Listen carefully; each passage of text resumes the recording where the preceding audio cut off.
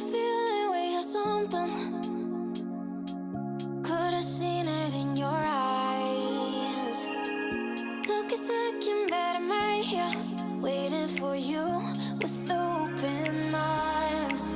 How about you coming closer? We can do my place. Maybe we can try meeting up by 7. You'll be saying over, so it's guaranteed. I'll be forever thinking about you and me.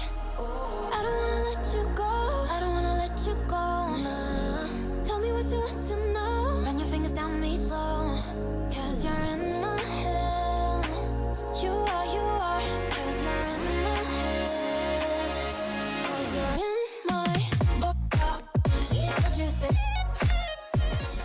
Hello guys, Termex here, and welcome back to another Wonderlands build video. Now in today's build video, I will be showcasing my Thor Warden. Now Thor Warden will be a Spore Warden and a Clawbringer mashup of the two classes, and this build is quite interesting. But I will say going into this, the biggest downfall with this build is going to be bosses. I have made 3 separate builds with the Spore Warden that do great on bosses, but I wanted something that could keep up very easily when it comes to long endurance Chaos Chamber runs. And this build does that perfectly. You have a bunch of companions, a bunch of elemental damage, and we are chaining a bunch of our damage to other enemies, which makes this build a whole lot better. And there's a very awesome interaction I do want to talk about when it comes to this build. Now first off, I will go into our hero stats, which is going to be this right here. We do have strength and dexterity for crit chance and crit damage, which is great. And I do want to premise that Spore Warden's Spore power is going to be pretty nice when it comes to our play the angles damage, but it is okay to go for the Clawbringer power as well with this build because Storm Judgment will do more damage as well. And I would recommend it if you are going to use Storm Judgment like I am. And I want to talk about why we're using Storm Judgment in this build as opposed to actually using Barrage or something similar that does way more damage. And the reason behind Storm Judgment is going to be the fact that it is one of the few action skills in the game that you could cancel at will. And on top of that, you can trigger action skill active annoyance with this, action skill end annoyance very, very easily. Barrage doesn't have this capability. Yes, I know that ability duration is bugged to where any action skill will proc on action skill active, but that is a bug at the end of the day and is not going to be permanent within the game, so I don't want this build to rely on a bug. Now, just to showcase what this could actually do, if you throw your hammer like this, the whole duration is on action skill active. When you throw your hammer like that, right now is action skill active annoyance, and you could call it back at any time to trigger action skill end annoyance. And action skill start annoyance will also proc when you throw the hammer, which makes this probably one of the most versatile enchantment activating action skills within the entire game, and that's the premise behind getting this hammer. And I will also say there is a enchant on the hammer that you can get. I believe it goes to your melee weapon or your shield, where when you throw your hammer at a downed ally, it will instantly revive them. Make sure to be on the hunt for that because I couldn't get one myself, but it is very, very awesome in co-op play. And since this build is Chaos Chamber orientated, it's very good for your teammates to get a res off on them just by simply throwing your hammer at them. Now in terms of the skill tree, over into the Spore Warden, we do have Eagle Eye for the 20% gun damage, Bullseye for the 50% gun critical hit chance and companion critical hit chance, 2 points into Bounty of the Hunt for the action skill cooldown rate, but this is just from our class mod, 5 points into Affinity for 35% increased ability damage. This will apply to our hammer and play the angles, Quiver of Holding, which will give us 30% magazine size and 3% ammo regen per second, both of the mushroom abilities, so we could get a mushroom taunt and our mushroom can revive us, Windrunner, so every time we get a kill we get 12% fire rate and movement speed, and this stacks up to 2 times, so we actually get 24% of each, making our DPS a whole lot better. And that movement speed is great when it comes to raid bosses or just dodging a lot of the attacks within the game. Up next we have the Wrath of Nature. This is actually a 3 out of 3 skill, but is boosted to 6 out of 3 due to our class mod, giving us a 108% increased damage on a target that we deal ability damage towards. Honestly, one of the best skills in the game and a must-have when it comes to the Spore Warden. We also have Headhunter, which just increases our gun damage by 25% when we deal damage to critical hit areas, but this actually benefits everything within the game, and that gun damage will apply to other things, such as our pets and our companions. Don't know if that's a bug, but it is doing it. And then finally, of course, play the angles. You know it, you love it. This ability will be amazing. But I do want to talk about something before we go into the Clawbringer Tree. Now, we all know Wrath of Nature is when a target takes ability damage, they take 108% increased damage for 12 seconds. Well, there is a perk over into the Clawbringer Tree that is called Rebuke or Rebuck. Tell me how to pronounce in the comments, you guys always do. But with this, every time you or a ally takes any sort of damage, and it doesn't matter if it's your Wyvern companion or your Mushroom companion or even yourself, that enemy will take lightning damage. It's like a little zap of lightning. It's not going to kill them whatsoever, but that lightning damage is ability damage. So anything that attacks your pets in this this build or attacks you will take lightning ability damage, in turn applying the 108% increased Wrath of Nature damage to whatever enemy attacks you. You don't have to shoot them with your bow, you don't have to worry about hitting them with your hammer, you don't have to hope that your tornado AI will somehow target them when they're too far away. You don't have to worry about any of these things, which I think is amazing. Just from playing the game, you could get your Wrath of Nature debuff on any target in general. But now that we're in Clawbringer, of course you want 5 points into that skill, 5 points into Oath of Fire for the 20% bonus fire damage, 5 points into Dragon Aura so you get 20% bonus elemental damage, and then finally for your last point, pop on. And now for my last point, I popped it into Firebolt because sometimes your Wyvern will shoot a fireball and we get a random 8% gun damage buff on top of it, which is great. And like I said before, we are using Storm Judgment. I already explained why this is just a great action skill, and you're not going to always want to use it, but if there's a group of enemies that you just want to deal bonus damage to, or somebody that you just want to kill a little bit faster that's not proccing your Nature's Wrath, just pop this onto them, and the shock damage will constantly proc that is actually ability damage, which will proc anything Wrath of Nature benefits from in this ring. Here is my myth rank. Like I said before, nothing really matters in myth rank. These are just added benefits to go on any build and complement it. I do apologize, I have the UI bug right now when it comes to the gear. Now first up, we do have the live wire. This will chain electric arcs to nearby enemies, kind of like the Brainstormer in Borderlands 3. Very, very amazing gun. Probably the primary thing you're going to be using with this build. Then up next, we have the White Rider. The White Rider is a great single target weapon going against tanky enemies or bosses. Just make sure it is in the correct mode. You want it to be in single beam, not dual beam. Make sure it is single beam, and this thing will just melt whatever you look at, especially with on action skill active or action skill Sard Annoyance on top of the 108 Wrath of Nature. On top of the 108%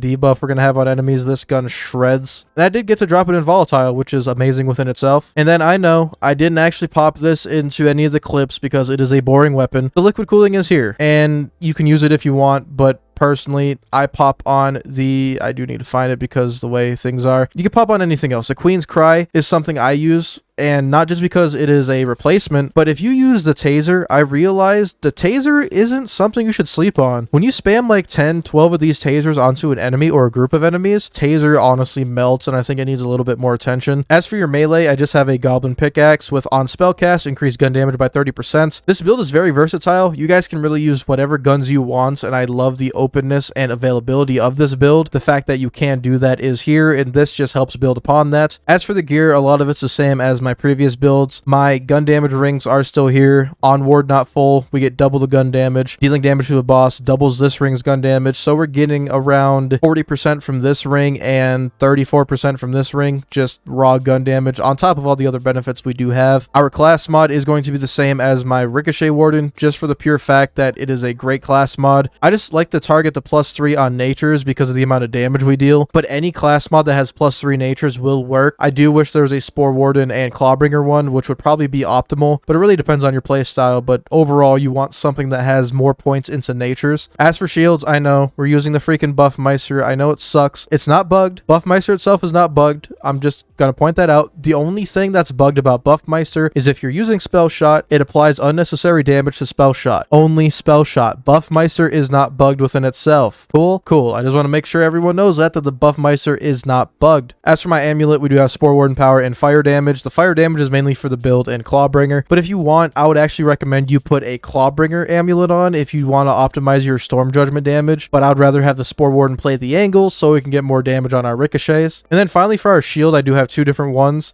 The Cursed Wit on the right hand side will give us 40% increased gun critical hit damage and a 100% increased raw damage on shield depletion. If you're going to be more upfront, up close, and melee style, I would recommend that. But if you're using general mobbing and just bossing, the Body Rune will suffice plenty. With the Body Rune, just the enchantment alone gives us 40% gun damage every time we throw our hammer. But on top of that, every time we get a kill, we get 20% fire damage to all of our damage, including our hammer, our companions, our guns, everything in the game. And we get 15% bonus health, which I think is amazing and makes for a great combo for survivability and maintaining your DPS. But in general, I just really want to make a build out of these two classes, and I know it does lack on the bossing department, but in terms of everything else and the main focus of this build, which is to grind Chaos Chambers and just stomp on everything, this build does it amazingly. But in all honesty, guys, that's really it for today's video. That is the Thor Warden build. Probably one of my favorite builds in terms of DPS and just general having fun. I don't feel like I'm using the same old build. I do have all this stuff that will be in the save file in the description below for all of you PC players. But yes, I will keep the liquid cooling in there because some of you like to use it, and if you want to kill bosses regardless, just pop your hammer, pop your buff micer, and spray into something with the liquid cooling and it will probably die.